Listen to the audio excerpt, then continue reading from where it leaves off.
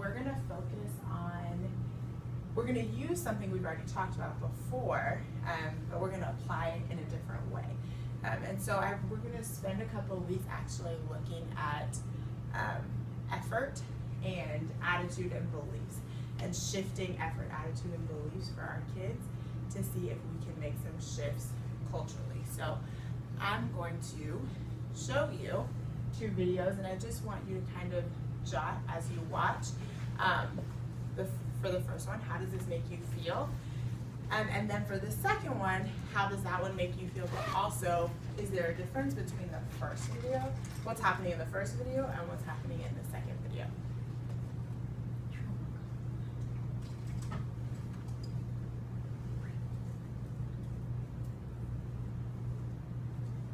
I'll take up the pins after our conversation. Just put it this way.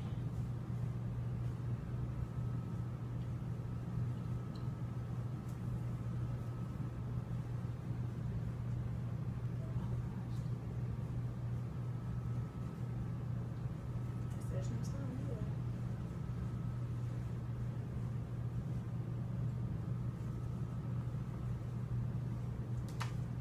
Why is there no sound? Okay, well, you can just watch it without the sound. Okay.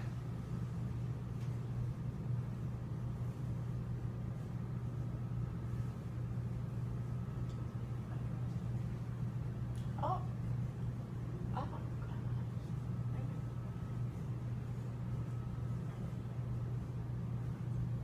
Oh.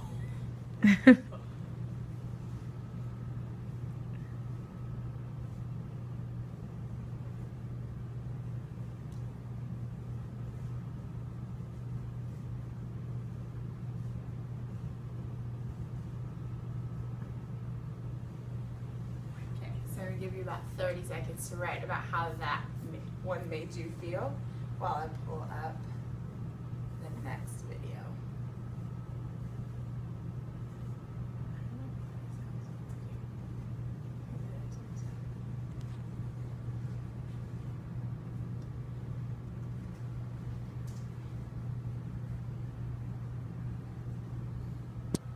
She looks so much better than me. And I should not have that.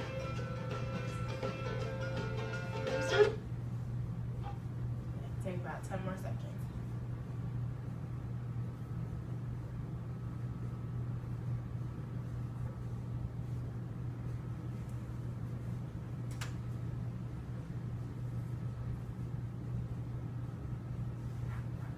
Okay, so for the second one, remember, how does it make you feel? But also, is there a difference between this video and the one you just saw? Calculator. That's bad romance. What are you doing with that calculator? No, it's just getting on off. It came off because you're pulling off, you destructive. Huh?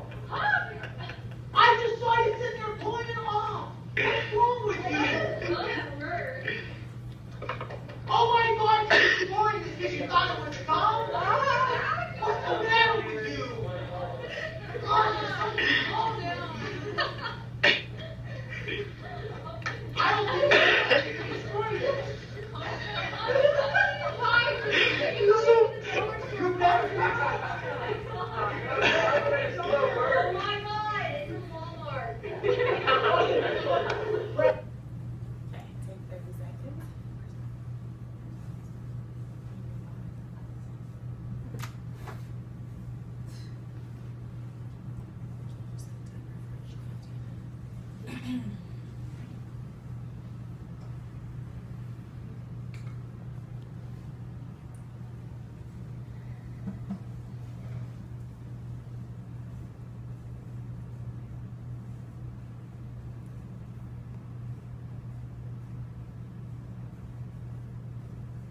Take about 10 more seconds.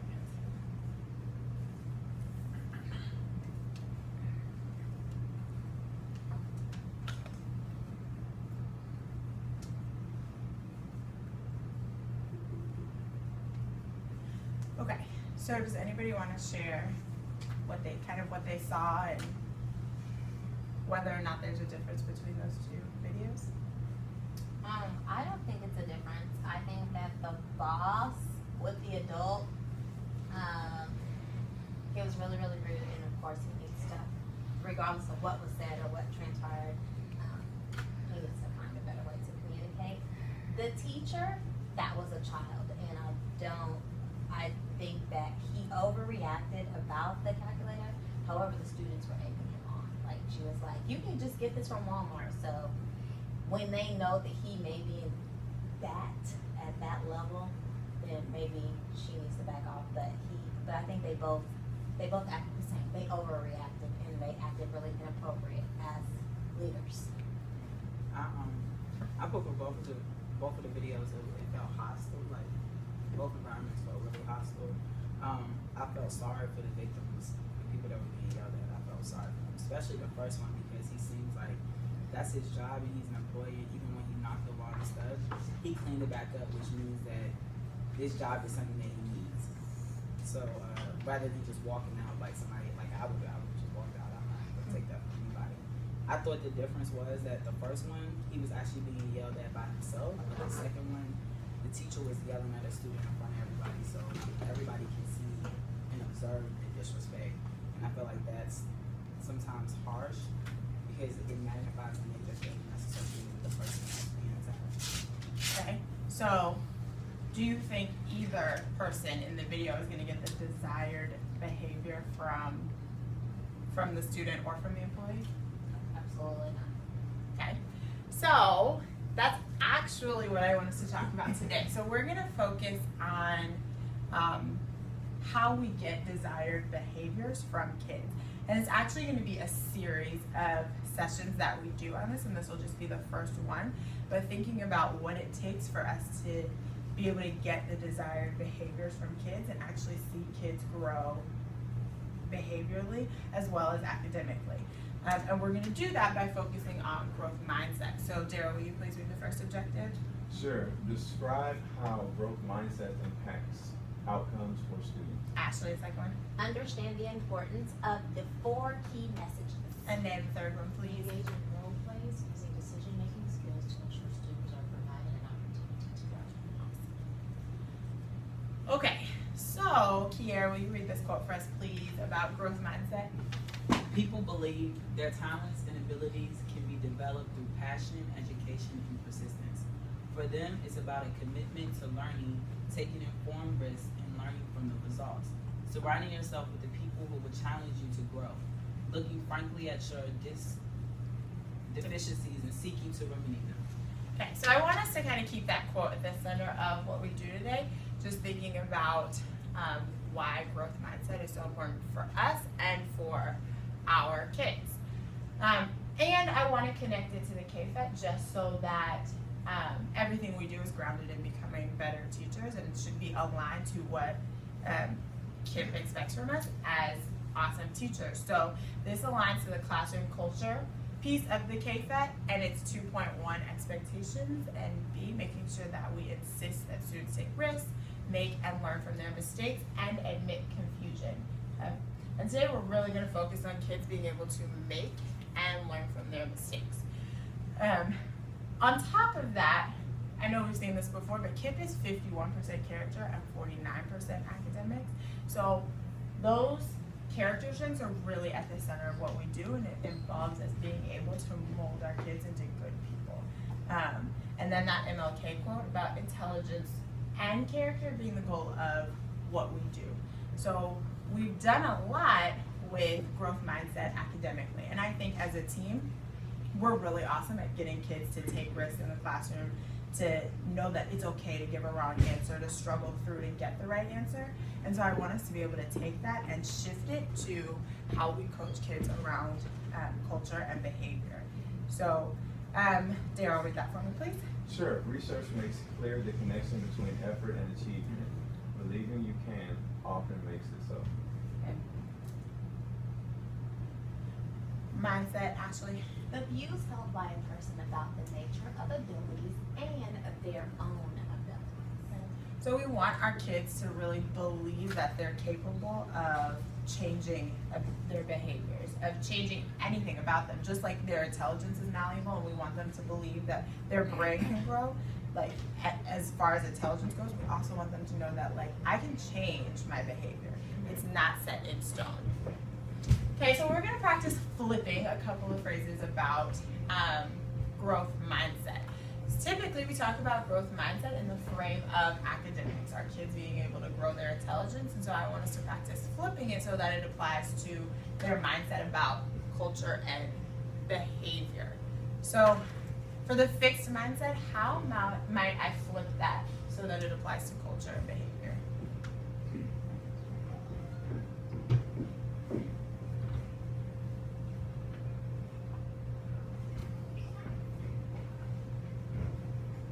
Instead of intelligence is a fixed trait, what do we want?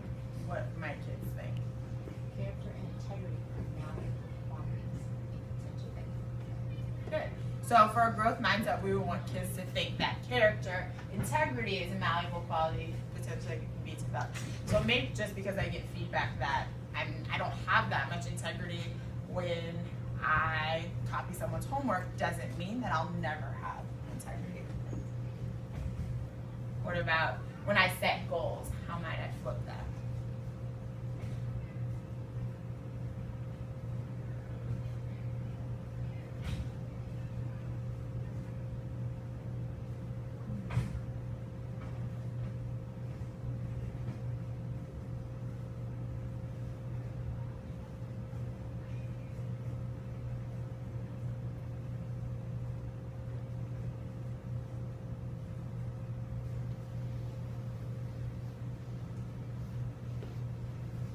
Anybody have a guess? What might we want kids to say if they had a growth mindset about learning what? It is much more important for me to commit to doing my very best, trusting that my coachability to get to the next level. Okay. And that was really good. So effort. Again, effort-based. Beliefs about effort. So right now we know, like, when our kids have a fixed mindset, they think that having to work hard at something is a negative thing, right? So what do we want them to think about effort in regards to building good character?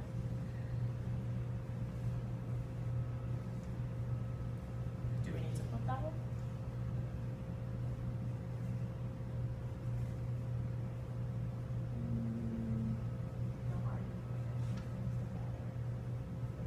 That's true. Like hard work, dedication. So we want our kids to be able to say, the harder I work at improving my grit or self-control, the better I'll be at it. Okay.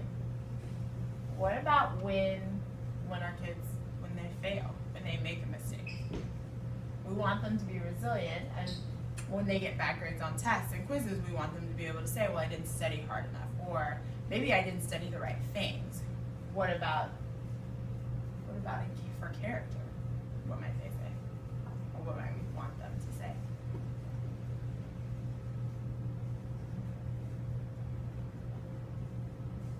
However, like you can say, I didn't study hard enough. However, there's always a next time for me to get the information that I need, maybe do a study group, go that extra mile in order to achieve what they need to. What can I do next to make sure I, so that I can get better? Right. Okay. Because of the effort and practice you put in. Okay. So we can easily talk to kids about what it takes, the things that we struggle with and the skills that we develop. So it's easy for our kids to think that we can do all of these things magically or by osmosis, but that everyone puts in effort to be able to do the things they can do. And then the next one, please. Describe with relish things you are struggling with and making progress. Okay. I'm going to skip this last piece just for time so that we can get to our activity. Okay, so these are questions that we can ask our kids to make sure that they're developing a growth mindset. So, those kids that we have to have those conversations with during the day, at the end of the day, circling back with that kid and saying, well, you made a mistake at lunch. What did you learn as you went through the rest of the day, and how are you going to do it differently tomorrow? Or what did you work hard at today? What mistake did you make that you learned from today?